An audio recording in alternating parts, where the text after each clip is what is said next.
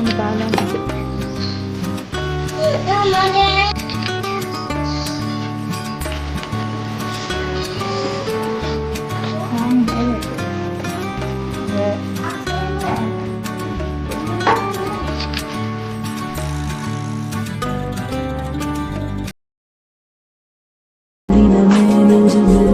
காதல் பூ காதல் ஒன்றே மிக உயர்ந்தது, அதை வானம் அண்ணாந்து பார்க்கும்.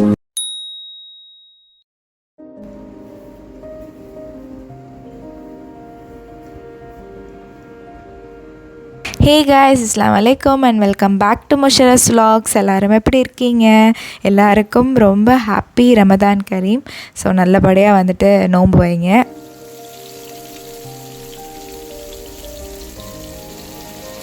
ஸோ இன்றைக்கி நம்ம டே இன் மை லைஃப் தான் பார்க்க போகிறோம். So first day of Ramadan.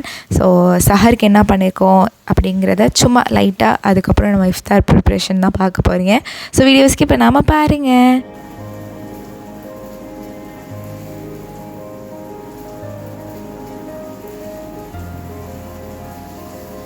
சஹருக்கு prepare பண்ணி முடிச்சுட்டு சாப்பிட்டுட்டு நோன்பு வச்சுட்டு ஓதிட்டு இருந்தேன். என்னோடய ஹஸ்பண்ட் மறுநாள் ஆஃபீஸ் போகணும் அப்படிங்கிறதுனால தூங்கிட்டாங்க. ஸோ நானும் கொஞ்சம் நேரம் ஓதிட்டு படுத்தாச்சு. ஸோ நெக்ஸ்ட் டே இஃப்தார் ப்ரிப்ரேஷன். ஸோ என்னோடய ஹஸ்பண்ட் பார்த்திங்கன்னா கொஞ்சம் ஏர்லியாகவே வந்துட்டாங்க.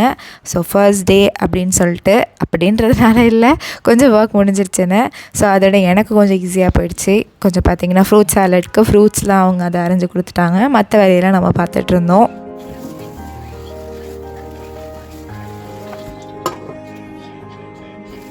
நார்மல் டைமில் தான் வேலை கொஞ்சம் ஜாஸ்தியாக இருக்குது அப்படின்னு யோசித்தா அதுதான் தப்பு. நம்ம நோம்பு நேரத்தில் தான் பார்த்திங்கன்னா வேலை வந்து இன்னும் ஜாஸ்தியாக இருக்குது. நோம்பில் தான் கம்மியாக இருக்கும்னு நினப்போம், ஆனால் கிடையாது, நம்பிடாதீங்க, நோம்பில் தான் ஜாஸ்தியாக இருக்கும்.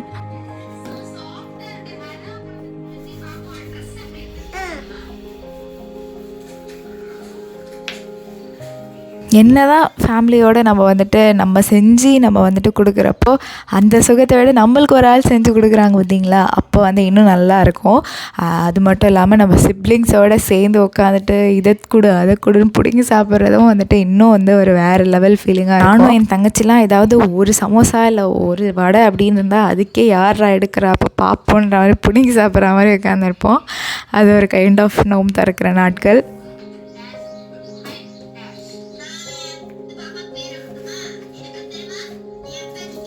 அவங்க வாப்பா வந்து ஃப்ரூட் சாலட் அரைஞ்சிட்ருக்காங்க அப்படின்னு சொல்லிட்டு எல்லா வேலையும் ருசைனா விட்டுட்டு வேகமாக வந்து கத்தி எடுத்துகிட்டு அவங்க ஆப்பிள் கட் பண்ணுறதுக்காக வந்துட்டு இருந்தாங்க. வந்து கட் பண்ணிட்டும் இருந்தாங்க.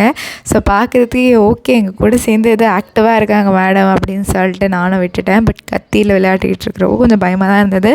பட் கேட்டு ஒரே ஆடம்.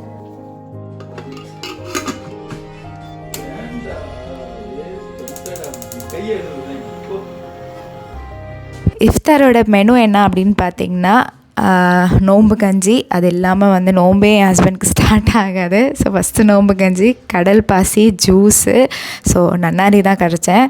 அதுக்கப்புறம் பார்த்திங்கன்னா ஃப்ரூட் சாலட், அப்புறம் ஃபுல்லாக வந்து ஃப்ரைட் ஐட்டம்ஸ் தான். லைக் உருளைக்கிழங்கு பஜ்ஜி, முட்டை பஜ்ஜி, வாழைக்காய் பஜ்ஜி அண்டு வந்து மோமோஸ். ஸோ இதெல்லாம் தான்.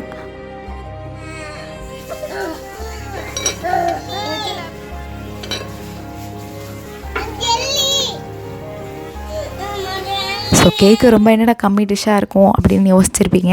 பட் வந்து இதை செஞ்சு முடிக்கிறதுக்கே ஒரு 4 to 5 hours ஆகிடுச்சு. ஸோ நான் வந்து எக் சாலட் மாதிரி அவகேடோ வச்சு பண்ணலாம் தான் நான் ஃபஸ்ட்டு பிளான் போட்டு எக்கு வந்து பாயில் பண்ண போட்டிருந்தேன். கடைசியாக பார்த்திங்கன்னா அவகேடோ வந்து ஒரு மாதிரி காயாக இருந்தது. அதனால அதை ஸ்கிப் பண்ணிவிட்டு சரி நம்ம முட்டை பஜ்ஜி போட்டுருவோம் அப்படின்ட்டு மாற்றிட்டேன் பிளானை.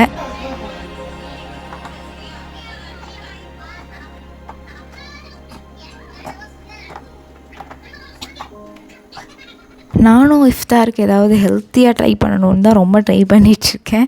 பட் வந்து ஃப்ரைட் ஐட்டம் சாப்பிட்லன்னா வந்து அது ஒரு மாதிரி நல்லாவே இருக்க மாட்டேங்குது.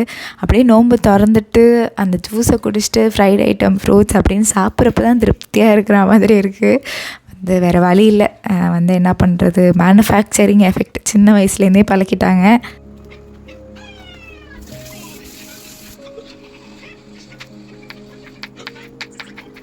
நீங்களும் அப்படி தானா அப்படின்னு சொல்லிட்டு கமெண்ட் செக்ஷனில் மென்ஷன் பண்ணுங்கள், நானும் தெரிஞ்சுக்கிறேன். ஸோ நம்ம எல்லோரும் ஒரே கேட்டகரி அப்படின்னு சொல்லிட்டு.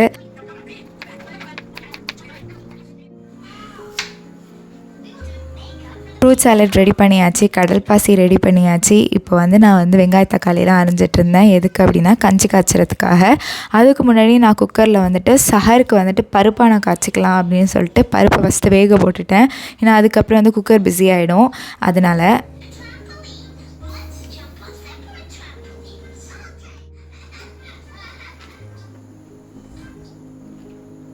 பார்த்திங்களா, நம்ம கடல் பாசியும் ரெடி ஆகிடுச்சி. ரோஸ் மில்க் கடல் பாசி தான் பண்ணியிருந்தேன். ரொம்ப எம்மியாக இருந்தது.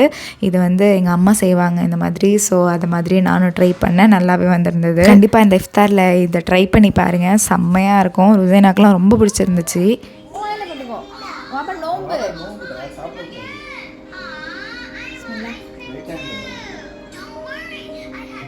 மேடம் வந்து என்ன செய்ய போகிறாங்க அப்படின்னு தெரியலேன்னு பார்த்துட்டே இருந்தேன். அந்த ஒரு பீஸை ஃபுல்லாக வந்து ஃபினிஷ் பண்ணிட்டாங்க. அவங்களுக்கு ரொம்ப பிடிச்சிருந்தது. அதுக்கப்புறம் நோன்பு திறக்கிறப்பமே பார்த்திங்கன்னா ஃபுல்லாக காலி பண்ணதுன்னமோ ருசைனா தான். இதுலேருந்து என்ன தெரியுதுன்னா, பிள்ளைங்களுக்கு பிடிச்சிருந்தாலே அந்த டிஷ் வந்து சக்ஸஸ் அப்படின்னு அர்த்தம்.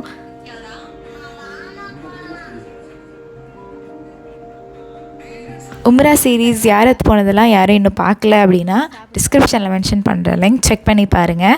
ஸோ ஜியாரத்தில் வந்துட்டு உங்களுக்கு நிறைய இஸ்லாமிக் பிளேசஸ் பற்றிலாம் நான் சொல்லியிருப்பேன். ஸோ நீங்களும் பார்க்குறப்ப ரொம்ப புதுசாக இருக்கும், பார்த்தா மாதிரியும் இருக்கும். ஸோ இன்ட்ரெஸ்ட் இருக்கிறவங்க போய் செக் பண்ணி பாருங்கள் இன்ஷா அல்லாஹ்.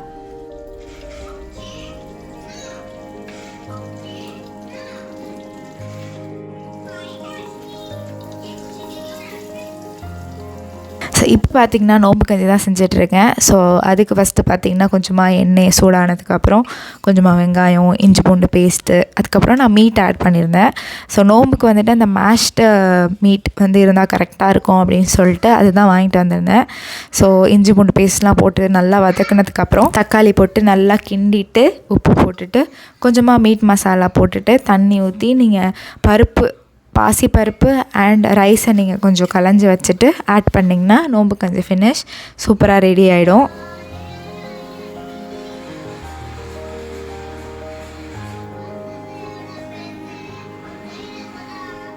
ஸோ என் ஹஸ்பண்டுக்கெலாம் நோம்பு கஞ்சி இல்லைனா அவங்களுக்கு திருப்தியே ஆகாது. நோம்பு கஞ்சி இருந்தே ஆகணும் நோம்பு அப்போது.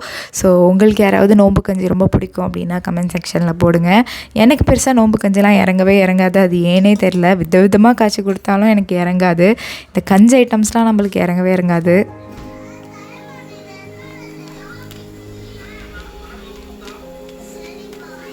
சொன்ன மாதிரி எல்லாத்தையும் போட்டுட்டு நல்லா மிக்ஸ் பண்ணிவிட்டு கொஞ்சமாக கரம் மசாலாவும் போட்டுக்கிட்டேன் அண்ட் மீட் மசாலாவும் என்கிட்ட இருந்தது போட்டுக்கிட்டேன். அது நல்லா சாட்டே ஆனதுக்கப்புறம் உங்களுக்கு தேவையான அளவு நிறைய தண்ணி கூட நீங்கள் ஊற்றிக்கலாம். உங்களுக்கு தண்ணியாக வேணும்னா, கொஞ்சம் கெட்டியாக வேணும்னா நீங்கள் கம்மியாக தண்ணி ஊற்றிக்கலாம். ஸோ அதுக்கப்புறம் நான் ஆல்ரெடி வாஷ் பண்ணி வச்சுருந்த ரைஸு அந்த பாசிப்பருப்பு ரெண்டுத்தையும் வந்து கலந்து போட்டுட்டு இதுக்கப்புறம் நான் மூடி விட்டுருவேன். ஸோ ரீசெண்டாக பிங்க் சால்ட் வாங்கியிருந்தேன். சரி ஓகே, அதை போட்டு நம்ம ஃபுட்டுக்கெலாம் ட்ரை பண்ணுவோம் தான் வந்துட்டு அதில் போட்டுட்ருக்கேன்.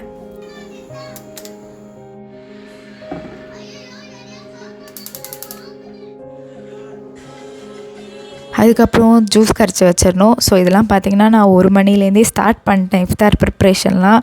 அப்போ தான் எனக்கு வந்து கொஞ்சம் 5 மணிக்கு முடிகிறப்போ அதுக்கப்புறம் நான் தொழுதுட்டு கொஞ்சம் ஓதுறதுக்கு எனக்கு கொஞ்சம் டைம் இருந்தது. அப்படி இல்லைனா நான் வந்து இஃப்தார் அந்த பாங் சொல்கிற வரைக்குமே ஹரிபரியில் நான் இருந்திருக்கணும். அதனால தான் கொஞ்சம் சீக்கிரமாகவே வேலையை ஆரம்பிச்சிட்டேன்.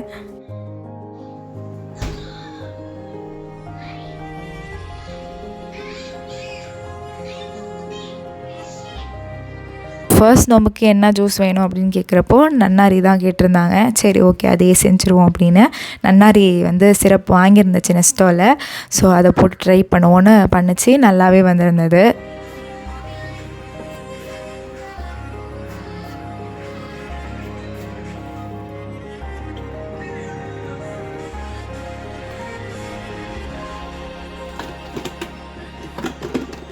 ஃபைனலாக சப்ஜா சீட், நான் கூட பச்சை மிளகா போடலான்னு ரொம்ப ஆசையாக இருந்தது. பட் போட்டால் ருசைனாவால் குடிக்க முடியாது அப்படின்னு சொல்லிட்டு அதை ஸ்கிப் பண்ணிட்டேன். கடைசியாக நம்ம வந்து சப்ஜா சீட் மட்டும் ஆட் பண்ணிவிட்டு நல்லா மிக்ஸ் கொடுத்துட்டு ஃப்ரீசரில் வச்சாச்சு ஃப்ரிட்ஜில். பெருக்கலைன்னா அம்மா என்ன செய்வோம், நீங்கள் அடியே போட என்ன செய்வேன். ஃபைனலாக மோமோஸ்க்கு வந்து ஸ்டஃபிங் பண்ணுறதுக்காக ப்ரிப்பேர் பண்ணிட்டு இருந்தேன். ஸோ வெங்காயம், கொஞ்சம் தக்காளி, அப்புறம் மீட்டு அதெல்லாம் போட்டு ஸோ அது முடித்ததுக்கப்புறம் அசருக்கு டைம் ஆகிடுச்சி. தொழுதுட்டு அதுக்கப்புறம் மற்ற வேலையெல்லாம் பார்த்துக்கலாம் அப்படின்னு சொல்லிட்டு வந்து தொழுதுட்டு ஓதிட்டு உட்காந்துருந்தேன் ஃப்ரெஷ்ஷப் ஆகிட்டு.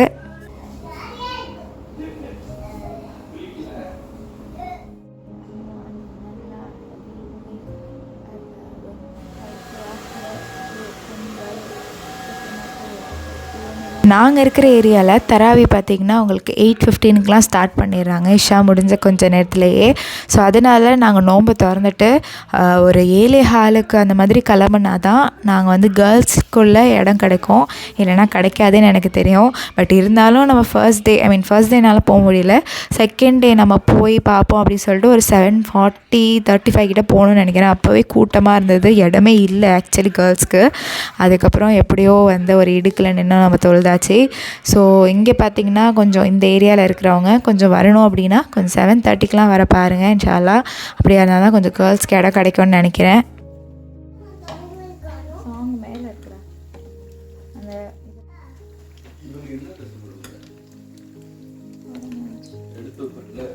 இப்போ நம்ம ஃப்ரைட் ஐட்டம்லாம் ப்ரிப்பேர் பண்ணி வச்சுருந்தோம் ஆல்ரெடி. மசால் வடை சொல்ல வந்துட்டேன், மசால் வடையுமே. ஸோ அதெல்லாம் பார்த்திங்கன்னா நான் பொரிச்சிட்டு இருந்தேன். பிகாஸ் அந்த டைமில் பொரிச்சிட்டு இருந்தோன்னா நம்மளால் வந்துட்டு உட்காந்து துவாலாம் கேட்க முடியாது.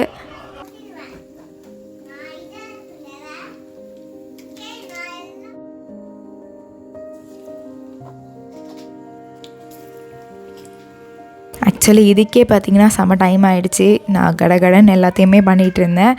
பாங்குமே சொல்லிட்டாங்க, அதோட சீக்கிரம் எல்லாத்தையும் வச்சுட்டு இப்போ நம்ம நோன்பு திறக்க போகிறோம். அல்ஹம்துலில்லாஹ் நம்மளோட ஃபர்ஸ்ட் ரொம்ப லேசாக்கி வச்சான்ல.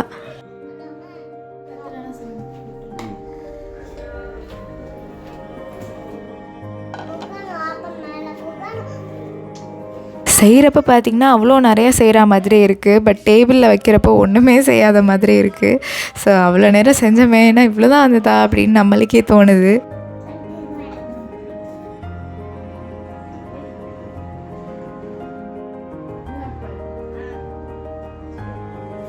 அல்ஹம்துலில்லாஹ் நாங்கள் நோன்பு நல்லபடியாக வச்சுட்டு திறந்தாச்சு. அதுக்கப்புறம் மஹரிப் தொழுதுட்டு கொஞ்சம் நேரம் படுத்துட்டு அதுக்கப்புறம் ருசேனாக்கு பார்த்திங்கன்னா ரெடி பண்ணி விட்டுட்டு இருந்தேன். பிகாஸ் டைம் ஆகிடுச்சு, இதுக்கு மேலே லேட்டாக போனோன்னா அவ்வளோதான், முடிஞ்சிருச்சு, நம்மளுக்கு இடம் சுத்தமாகவே கிடச்சிருக்காது.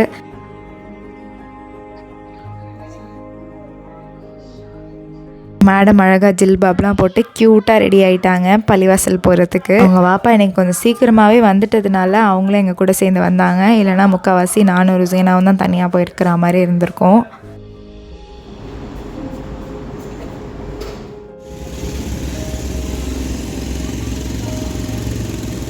அல்ஹம்துலில்லாஹ் தராவியும் நல்லபடியாக நாங்கள் தொழுதுட்டோம். 8 ரக்காயத்து தொழுது முடிக்கிறதுக்கு பார்த்திங்கன்னா 8:56 அந்த மாதிரி ஆயிருந்தது. அதோட வந்து ஓல்டு மொபைலா பார்க் ஓப்பன் பண்ணியிருக்காங்கங்கிற மாதிரி ஃப்ரெண்ட்ஸ் சொன்னாங்க. சரி ஓகே நம்ம போய் பார்ப்போம் எப்படி இருக்குது அப்படின்னு சொல்லிட்டு அங்கே தான் போயிட்டு இருந்தோம். அதுக்கு இடையில பூனையை பார்த்துட்டு என் மாவை போய் ஆசையாக தொட்டுட்டு இருந்தா.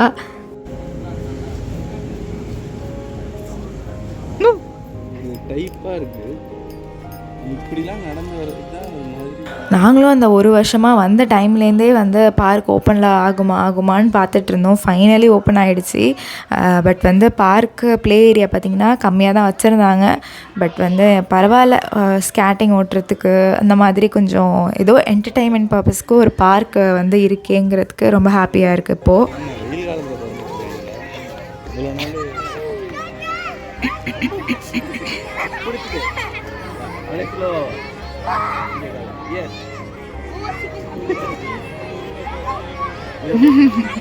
மேடம்க்கு அப்படியே எங்களை மாதிரி இந்த அட்வென்ச்சர் ஆக்டிவிட்டிலாம் பண்ணுறதுக்கு வந்துட்டு பயங்கர இன்ட்ரெஸ்ட்டு.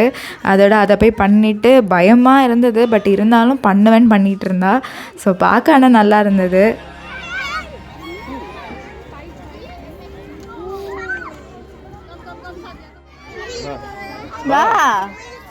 இதுதான் வந்து ஓல்டு மொபைலா பார்க், நியூ மொபைலால் ஓல்டு மொபைலா பார்க். யாருக்கும் இன்னும் தெரியல அப்படின்னா தெரிஞ்சுக்கோங்க, இங்கே இருக்கிறவங்க. திறந்தாச்சு.